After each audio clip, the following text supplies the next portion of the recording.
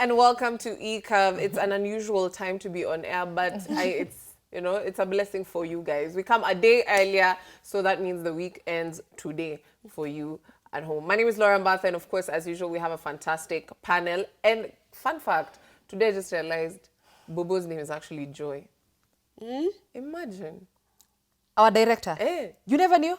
I knew, but I sort of forgot. Like, she's, it's Bobo. She didn't look like a Joy, though. She's not Joy.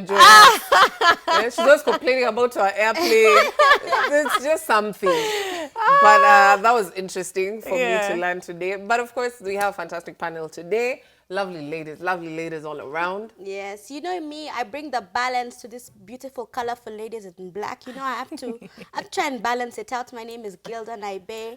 And yeah, you know, today is hump day, but we're here to get over that hump, you know. We bring the excitement, we bring the liveliness, and yeah, welcome to the show. Of course, we're here to give it to you straight, and yeah, happy to be here this time.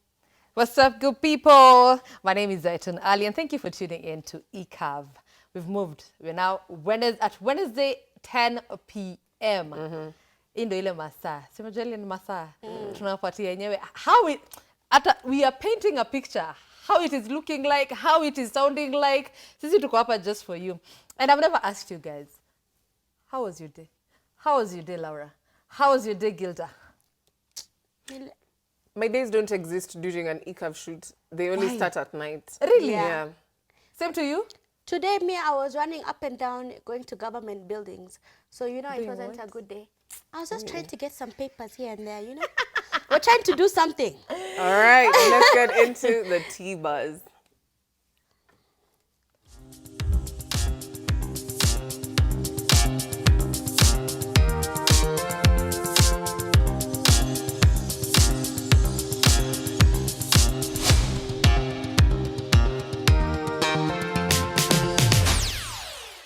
So in news that can be very disappointing because we have very few very good female artists in the industry. They come, they go, they take long breaks.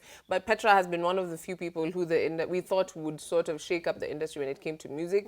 And she sort of just made her comeback, I think sometime maybe last year, because she did a few projects in the past that were amazing, took a break and then came back. And during an interview between Calligraph and Ogobina on one of his shows online, he said that Ogobina mentioned that Petra is one of the best rappers in Kenya. And I think even East Africa for female artists. And I'll go as far as to say maybe Africa when it comes to female rappers. But she lacks consistency. That was OG's takeaway from all of this.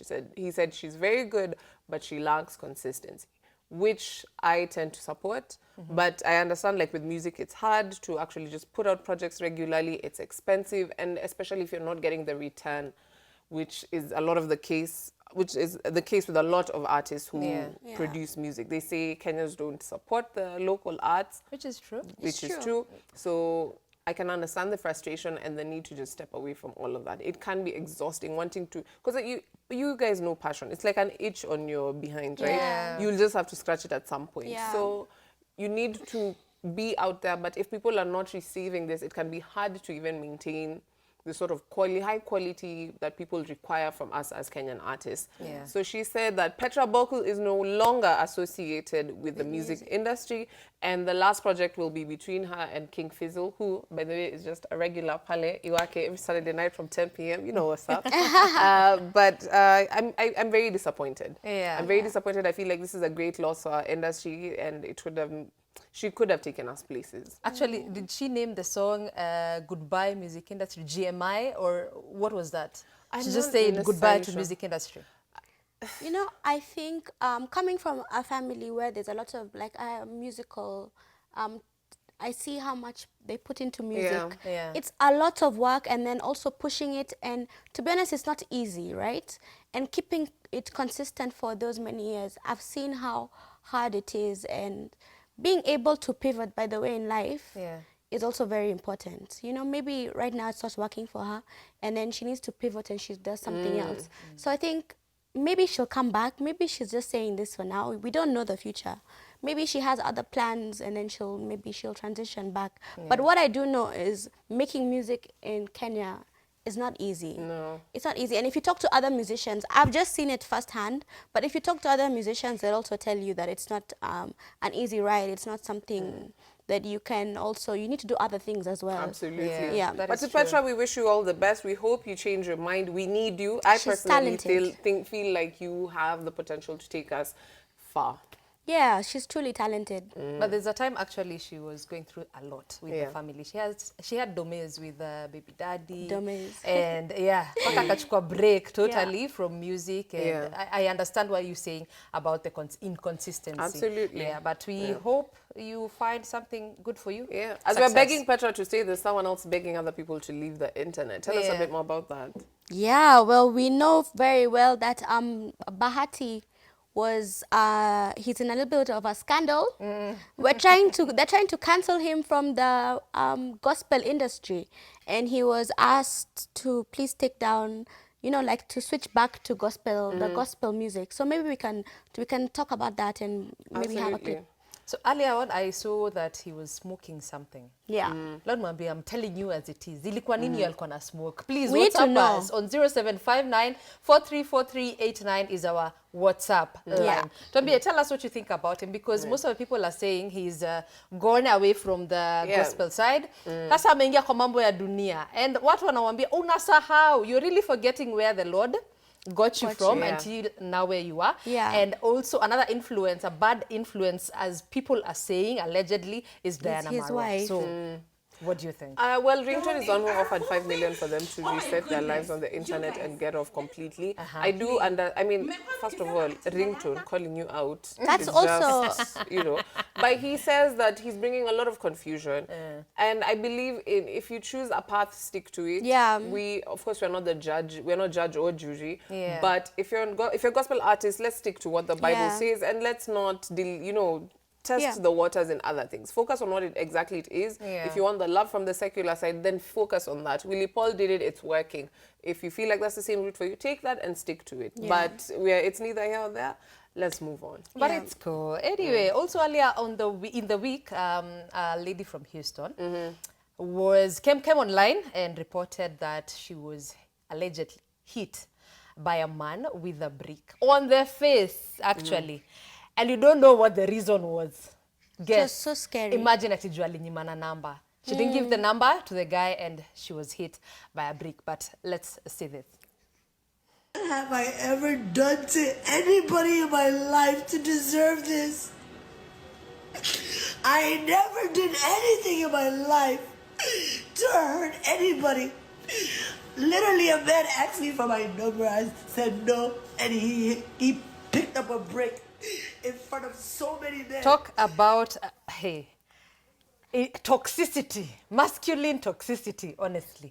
What is that? Just because I didn't give you my number. Well, the thing is, we don't tolerate any form of violence. At all. But she's not also free from inflicting damage on other people. There's a video of her walking, I think, in a procession where she randomly just slapped a man. But the conversation online, people are missing the point. Because she's a horrible human in other terms, doesn't mean she deserves violence People on pulled any a other clip point. from like way back and then now merged you can it be to a this horrible one. human, but no one deserves violence at all. And also, especially because you choose not to share your phone number, which is ridiculous. Exactly. And also, it reminds you, like, immediately you feel safe as a woman. Something will always come up and show you why you shouldn't feel safe.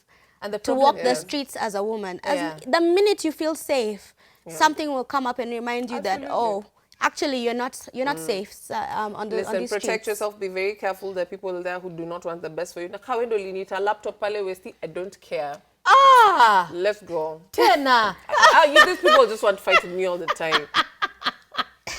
Imagine Nanisawa, mera sina time na nyinyi. It's okay. As we move on, we have the birth on Instagram Live. Krishan Rock and Blueface have been having a lot of back and forth here with their relationship. They have a TV show that people just termed as very toxic. Krishan has never been one to shy away from the public light in terms of, expressing her love for Blueface, getting tattoos. I think she has 7 tattoos of this man at this point on her body. So the love exists. Why? We don't know. But she went on live and gave birth. And even today, she was at the gym saying that her 6-pack will be back after 2 days. I think social media and attention is a disease, in my opinion. It's no longer just about having your special moments and enjoying them. If it can be marketed, please. The baby is just 1 day old, named Krishon. Also, Krishon already Jr.? has, yeah, there's booking info on this child's bio. Yeah. There's Booking info already. yes. Okay. This is crazy. Attention is currency. If you have it, make money. But let's not lose ourselves to the hype, please.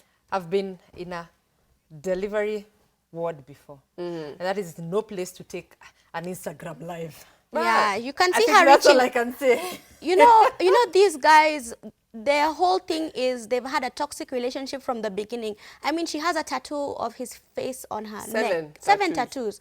Really? And, while she was giving birth, he was in another state partying. Yeah. So what they're really promoting is toxicity. But one thing I realized is she named her kid after herself. Yeah. Men do that all the time. So people were asking, why did she do that? But I'm like, men do it. They name like their son I'll John name my child Jr. after me. I think it was pretty cool for her to name her son after herself. What do you guys think? Yeah, but to each it's their fine. own. Would you name your child Of course. Laura Jr.? Laura the second. Laura the second. The third. There's another one. Yeah. Speaking about naming, actually, there was a gender reveal Gone wrong. that went wrong. Gone wrong, yeah. You know, we are used to gender reveals going right, and everyone is like, yo, this one went wrong. And there's this couple who hired a private jet, to come and do stunts just to reveal the gender of their baby. And apparently, once it just poured out the smoke for their pink color, the plane went ahead, dive, isiku dive. Maze iliturn, ikatan, ika crash. And it crashed, killed the pilot as well.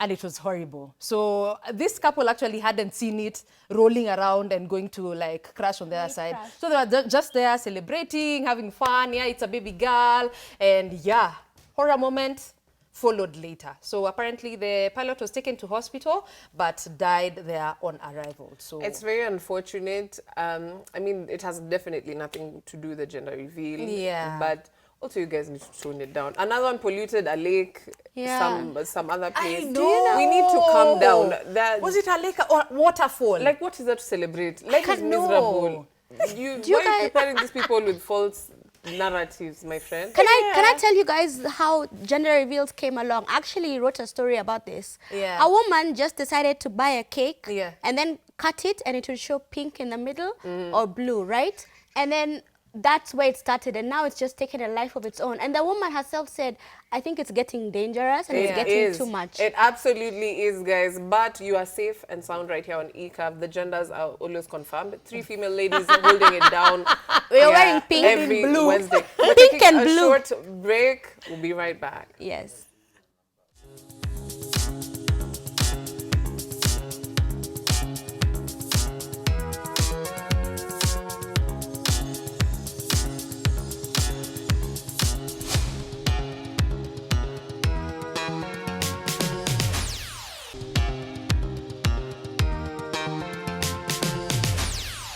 Welcome to ECAV events. As usual, we go out of our way to commit our weekends to going to places that we know you people will love and to advise you to show up next time. I had the pleasure of being part of the jazz and fashion event that happened at 254 Beer District. Yeah. It was fantastic, to say the least. The turnout was great, and I think the whole organizing team was fantastic. You guys can take a look and we'll discuss it.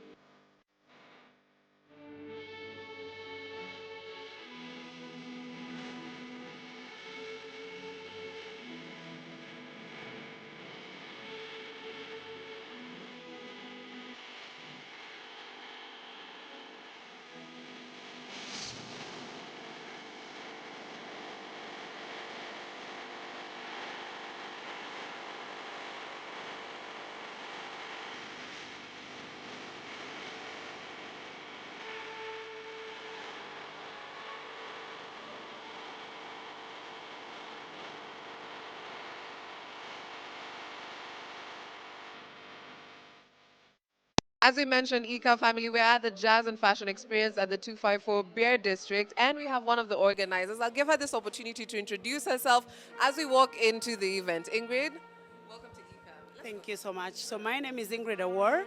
I'm one of the founders of Jazz and Fashion Experience. I organize fashion shows. I'm also a model coach. I'm also a fashion designer. I love that. And thank you so much for allowing us to come and being part of this. I feel cheated. Like, why did I never meet you as my coach when I was modeling? But it's a pleasure to meet you today. Jazz and Fashion Experience, it's my personal first time here. But why is this such a unique event for people and a must attend at that? So the reason why Jazz and Fashion Experience is unique is because we are making it interactive. This is the first interactive fashion show in Kenya. So when a model walks, you get to feel the model, you get to feel the fabric, you can even see the quality of what Kenyan designers are offering. Because it's a time that, we just need to feel those local upcoming designers. And that's what we are offering. Yes. Jazz is such a fantastic genre of music. How did you come up with the idea and not to combine amapiano or Afro music, but why specifically jazz and fashion? So first of all, because one of the partners, Hillary, is a saxophonist. So he's a musician and a saxophonist. So when we started and thought of the idea, we thought of why not combine jazz and fashion, because nobody has done it. That's one. Two, is jazz is very classy, very particular, and chilled out. And it's high time we give Nairobi something chilled out and still classy at the same time. I love your dress and I'm looking forward to seeing how the event turns out. Thank you so much for having ECAV. So guys, like I said, it was awesome. I don't know who that host is, but whoever you're hot. You're hot, girl. Calm down. You are fine. You are. It's me. But I don't know. amazing. Come on. But they'll be having this event a lot, I think, over the coming few months and going into next year. So it's something that you should definitely attend. As usual, I'm a big supporter of local content and local design. So make sure you show up, even just for the experience. Sema tu ilikuwa. Something like an interactive fashion show. That sounds really cool. Absolutely. I like seeing people be creative. Just keep pushing that boundary. Something new, something fun. Yeah. And that the person who was there, the host was looking. Murder. Who was that? Wacha kumchota. Send your number, girl. We also had the opportunity to do the Festival of Sound and Art, actually to attend the Festival of Sound and Art with Ethan Muziki as one of the participants. So guys, take a look.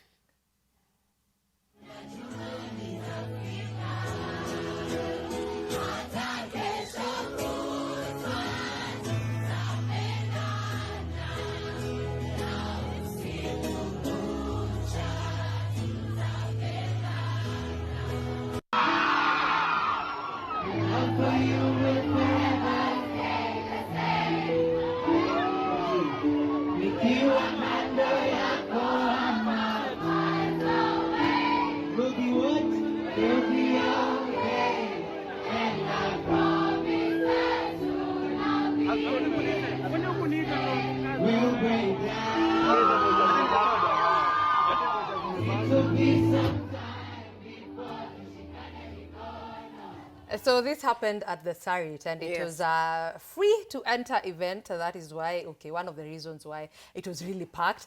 But again, Ethan Muziki, hata kesho, please. I'm a little bit ashamed just after saying that. We should support local content. And have you seen the turnout for Ethan? Yeah. I love to see it. I love his songs. It's a testament to when you put a lot of work and quality into your art. Yes. And Ethan has done that. I've had the pleasure of interviewing him, I think, once. Or I might be dreaming. But I'm sure you've had that he's chance. a very fantastic artist. You see how passionate he is about his music. Yeah. And the way you taught, I think your lyrics do not just need to be, or can people twerk and, And I feel he actually got better after he was out of the band. Yes. Now he's doing singles and he's doing really good. You know how amazing that must feel, like being on stage and listening to people sing word for word. I know. And that's everybody. And the best part is there was a crowd that was forming initially because the concert had started in the morning because I was there for a movie. Yeah. But when he was showing up, people had to go find other places to sit because it was so packed. Yeah. They couldn't even actually get to feel the full experience. Yeah. It was absolutely fantastic. Ethan, wherever you are, you deserve your flowers. You deserve all the money that MCSK is hiding from the artists. And Talanta Hela should do something with him. Pia akipata tu opportunities huko naimba na mimi. Kwanza hiyo dedicate to me. I need to remind people at home that Zaytun is married. Daily. You guys know this. Daily. She's not single. Fear women. Always. Mimi nataka tu kuimbiwa hiyo wimbo. That's it, eh? It's okay. That's it. We just stick to presenting. Yeah, sure. Listen, friend or foe, wife, choose one. But we're definitely reviewing the movie for tonight, and check it out and we'll figure out if this is a date you should plan. So before I announce our amazing guest, let me just explain to you a little bit about what I gathered from this movie, right? It's kidogo confusing, but this is what I think happens. So this guy was chosen to go to like a space kind of like exploring thing, right? Yeah. But they couldn't leave the wife because she'd be alone, because she'd be lonely. So that's where the foe comes in. Is he a friend? Is he a foe? So the guy coming to replace, so now that's where the drama is. Yeah. But I was right, there was a wife involved. There's a wife. Always. There's a wife. So the drama is the space guy and the new guy. That's where it is. But that's all for me. I'm going to be back next week, Wednesday at 10 p.m. Yeah. Watch this movie. Me, I'm going to watch because I'm trying to figure it out. You know, I like puzzles. And I like solving things. And I also like pranks. And you guys, that's where I'm going to leave the cue. Yes. You know, the clue. Yeah. Yeah. So before Gilda leaves, but there are some upcoming events that you guys can look forward to. And maybe you'll spot that babe who was at that other event, that fire babe there. The hot one, yeah. So there's Love Nairobi Festival and Sisibo Moto Drive. Yeah, in so you can look Eldoret. forward to those, yeah. Yeah. A road trip is always recommended here. That's Sisibo Yeah. Motor Drive. Yeah, happening at Lacus Garden. Amazing. Gilda, where do we find you on the socials? You know me, hit me up on Instagram at onlygilda, the only. Yeah. And Gilda Naibe on my other socials, that's Twitter and Facebook. Definitely So that's hit it her for me, up. and Yeah. I will see you guys again next week, Wednesday Of at 10 course. p.m. She said hit her up, don't hit her. No, There's a don't hit difference. her. Please don't hit women. And also, just be kind to one another, love on each other. And, Always. you know, as we said, close your laptops. You've done enough for the week. Yeah. Is But that anyway. a dig at me after them 12? Oh, Paul, yeah. Oh, laptop. PTSD. You see what Mahiras. We are taking a short Everywhere. commercial break. We are We'll be back. coming back with an amazing guest. He's already in studio. She said about pranks, you're not even ready. And the way I laugh, I'm not even ready. You Zaytun don't and know. I dressed for the gender reveal of this guest, so Oh, yeah. stick around. It's Yeah. a boy. Yeah.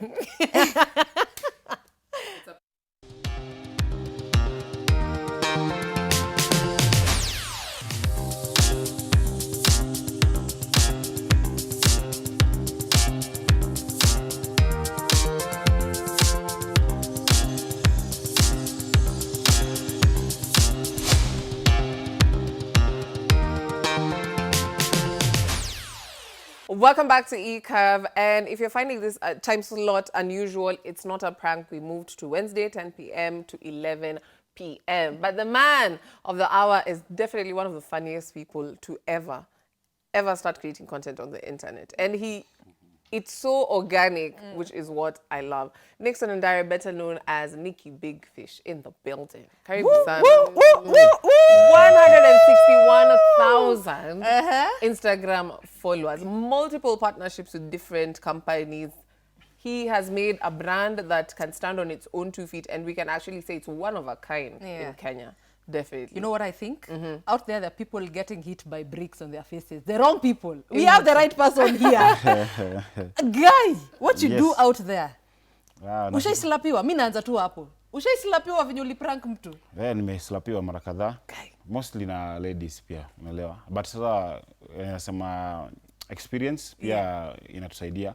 So unajua mtu mwenye ako ready kuni slap, so niko ready. Ukiangalia hata hiyo prank, kuna prank nilifanya juzi ya kusneeze. So jamaa fulani alinitolea rungu hapo. Masai fulani. So ukiona nilikuwa maintain distance, but wakati nilikuwa nashatoka. Oh my God. Yep. How do you, because you've been a comedian for 10 years. Yeah. You've been doing pranks as well. You're actually the brains behind one of, I think, our local Just for Laughs, Naswa, which was absolutely fantastic. Yeah. Unakamingiaje up na easy concepts?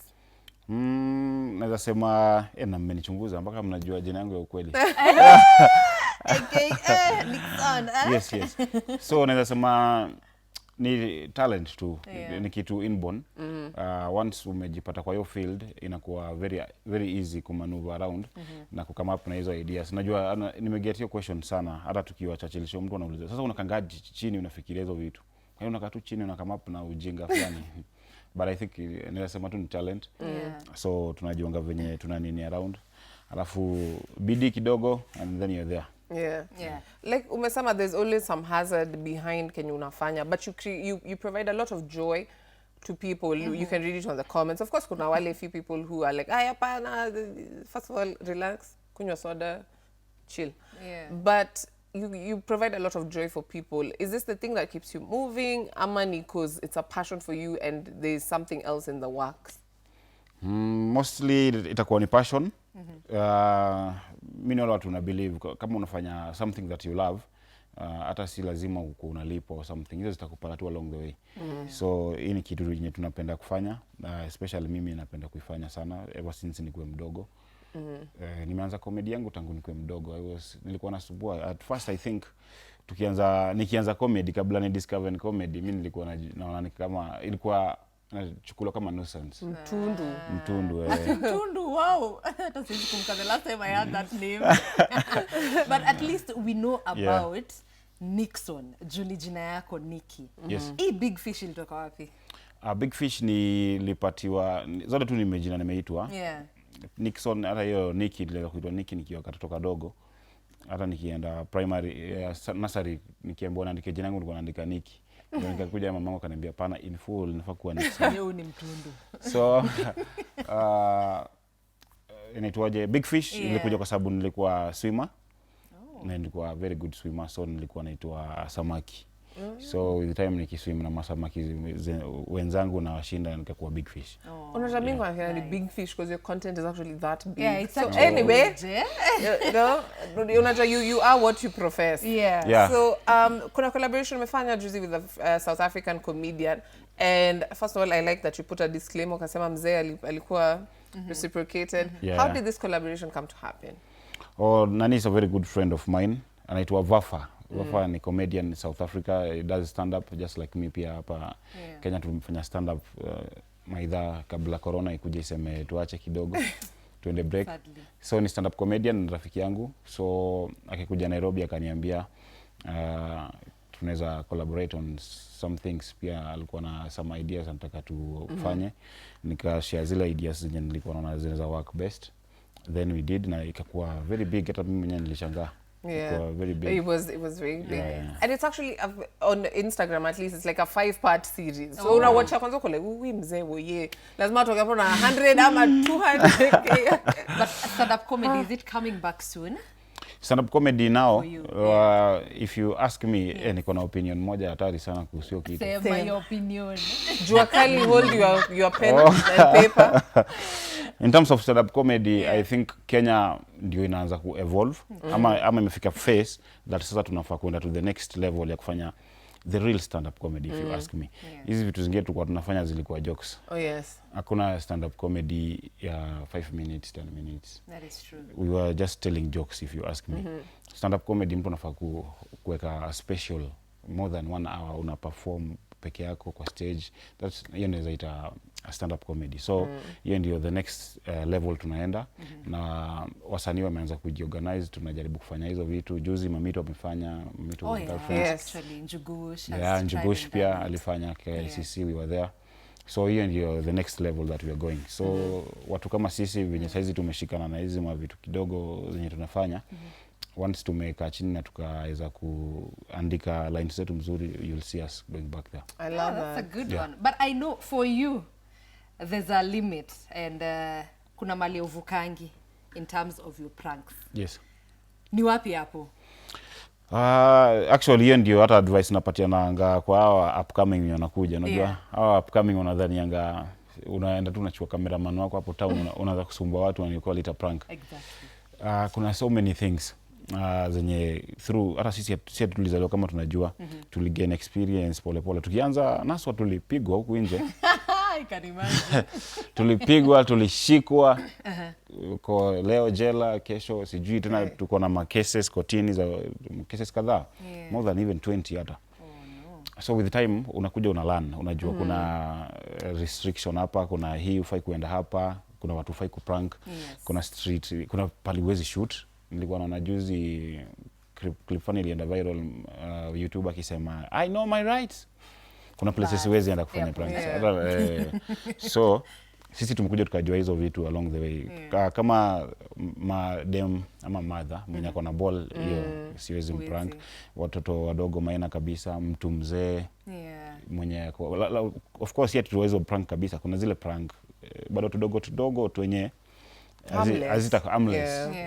Maybe blindfold mwambie guess who. Please. But maybe I'm sure tu kuna ile yenye ishaienda vibaya. Just give us one experience of your a prank gone wrong. A prank gone wrong. Kuna siku nyingine nilipigwa. Kwanza ilikuwa late last year nilipigwa. But nilipigwa mate. So wow. More than Pranking us on show. Na mimi mpaka nilikuwa ready kuangua kicheko. Hiyo ndio ubaya wa Kenya by the way. Wakenya wana expecting bad news kwa kila kitu. Sasa kumekuwa na ajali. Kuna watu wamekufa. Sasa yote tuna smile. Guy, hapana. Hata kuna mwenye amenusurika. Kuna mtu amekufa. Hakunanga mtu anataka kusikia the good news. But on a serious note tulikuwa tukianza bado mniamini. Hapa tukuamini. Tukianza when hatukuwa tunajua hizo manini, hiyo ndio nasema moja yenye inaweza kuili go horribly bad. Because hatukuwa tunajua venye nilikuwa explain what you need to do, place gani usifanye. Kwanza hizo ma places around kunaitwaje? Parliament. Hizo mababi huko Makitusuru, Karen na nini. Kuna private farm firearm owners. Wanaweza react kwa situation yote dakika yote. So one of us was shot. One of us was shot.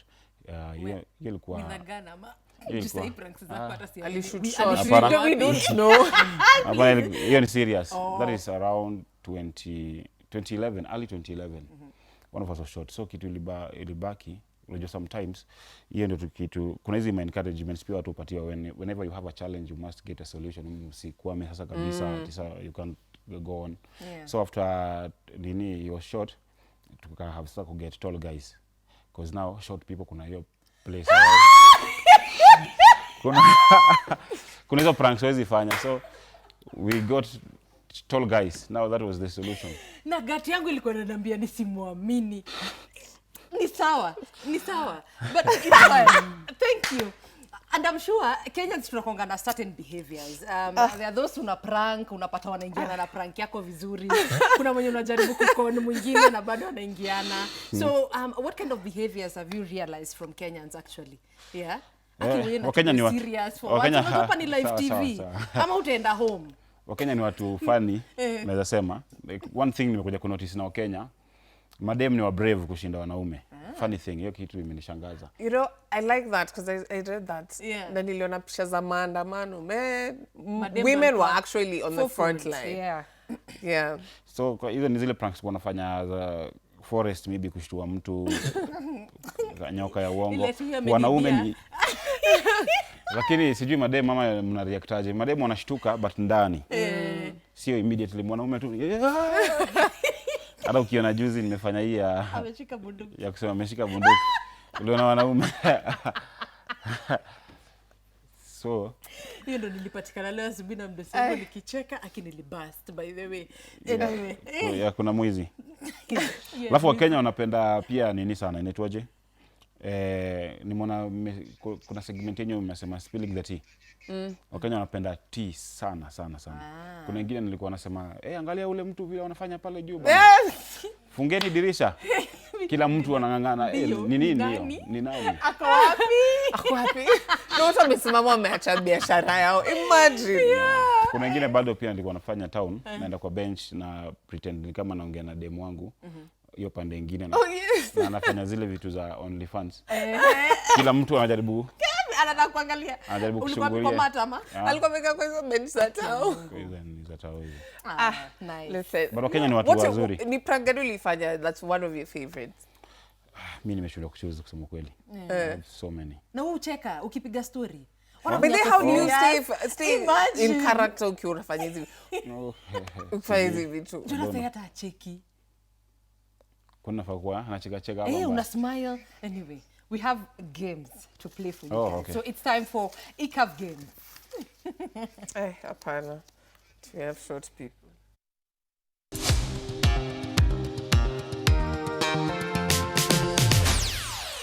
Yes, so the game we are going to play today. Nasi prank, we are doing charades.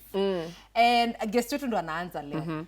Acha wewe anza. Hapana, ona nilikuwa nishamrusha hapo. Ndio instructions wewe uko nazo. So now charades it's like this, you don't talk. It's bubu game. You just pick a paper. Angalia imeandikwa nini like I'm doing. And then now I try to imitate it. Swimming. Hats. Umbrella. Good, umbrella. Hata uwezi Ni hivyo guess. tu? Najaribu kufikiria umbrella. Nini uwezi guess? Actually zaituni umbrella gani? Ndio nashindwa. Umbrella si ni. Oh, okay, that's better. But inakanga pia hivi kidogo. Disco, club, Headphones. earphones, radio, Music. earphones. Yes, music. No. Hey, for one. For once at least nimejaribu. Pick something. Sijatoka kabisa hivyo. Tutachungulia. Hivi sasa ndo watu kufanya. Hii ni mtu anasemaje kusema kweli? Fishing.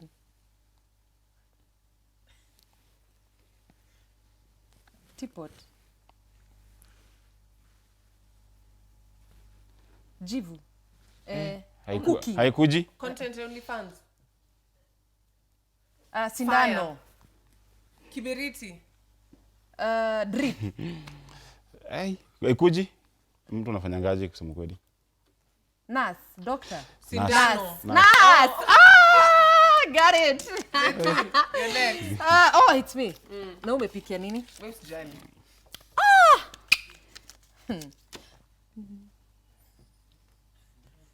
Bruce Newton. That nani? Timeless Noel. Ni nini unafanya? Tuna dance. Shangwe, arusi za Kiswahili. What are you doing? Aeroplane. Yes! Airplane! Wewe ni mpaka na Lakini aeroplane gani ni? Effect ya ndege please. wewe ni mpaka na crash. Baada zile ngoma ya Timeless Noel. Inaitwaje hiyo? Hiyo. Makofi ama Miondoko. Shamba mikono. Haya. zombie. Monster. Mommy. You're high. Okay, drowsy. You're drowning. You're dying. You're being murdered. Ni ngumu. Hebu fanya tena. Zombie, mommy, a dead person. Ghost. Yes! Kumbe mimi ni bright. Coming from Bruce Newton. Huyu. Remote. That was easy. Nani ameset hizi vitu surely? Guy. Hey. Robot.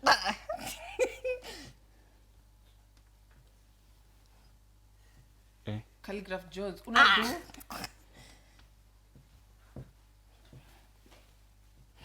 Elephant. Yay!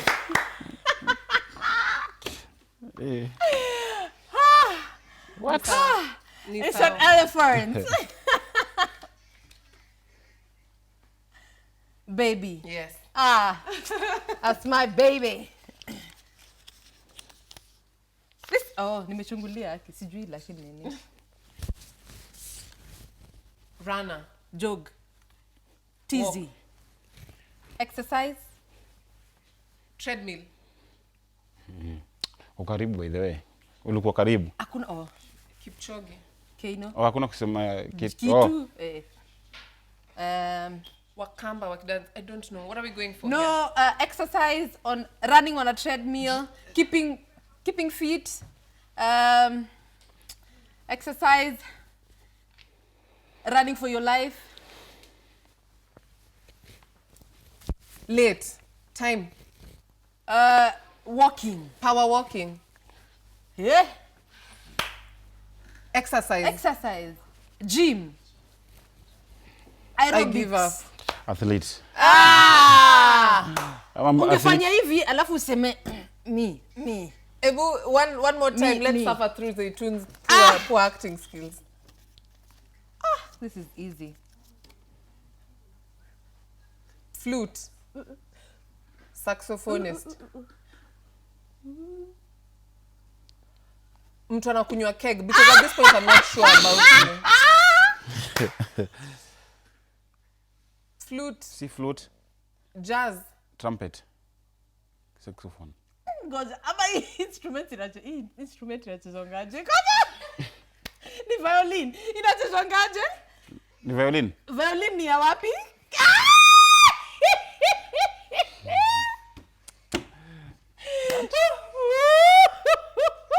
I'm convinced this whole show was a prank. Thank you so much, Nikki Big Fish. Yes. Confused content creator wetu hapa. Mchukue. Zilikuwa prank. Zilikuwa prank. Zilikuwa Tumechoka. tunadu. Somehow Norma. should mean bye. Tune in to ECAV every Wednesday. The time slot has moved from 10 p.m. to 11 p.m. And of course, follow Nikki Big Fish online. He is a funny content creator and it is quality content. If you are lighthearted and looking for something just to casually view, he's absolutely what you should be tuned into. Zaitun. Ali_Zaitun on Instagram and at Zaitun Ali on Facebook and Twitter. Also our SMS line 22151. Tuambie, mnasemaje juu ya show? Absolutely. Yes. And of course to the fantastic crew that is always here with us every single night, making sure you guys get quality content. Thank you so much, from the camera crew to the director whose name still doesn't sit right with me. I'm still not sure about that name, Foy, but it's all good. We love you. The love is. Ambia watu kwaheri. Kwaherini, Big Fish hapa, nashukuru sana. Actually nimeunderstand kwa nini show imetolewa Thursday to Wednesday. Because Wednesday is ladies night. Yeah! And we're looking good. Yeah, and you're looking good actually. Hiyo umetuprank zi. Hiyo ni for real. Hiyo ni for real. Asante sana. Thank you For for gender coming. Come Gender reveal, to by the think way. of it. Sasa unaona mimi nimewin. Mujue, the sex of baby is all wrong. It's all wrong. Bye guys. Thank you for tuning in. See ya.